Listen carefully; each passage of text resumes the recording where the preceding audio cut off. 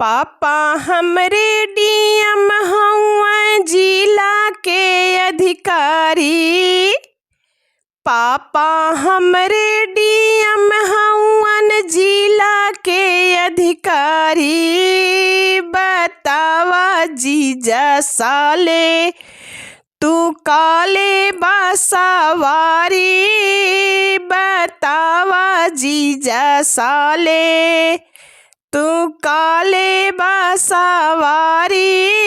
बतावा जीजा साले पापा तोहरे डीएम हउवन जिला के अधिकारी।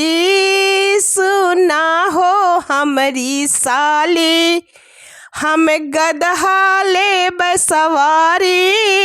सुना हो हमरी साली अरे चाचा हमरे डीएम हउवन जिला के अधिकारी।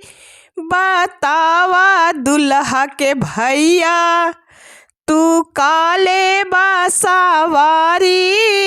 बतावा दुल्हा के भैया चाचा तोहरे डीएम हउवन जिला के अधिकारी। सुना हो हमरी साली हम खच्चर ले बसवारी। सुना हो हमरी साली हम खच्चर ले बसवारी। सुना हो हमरी साली।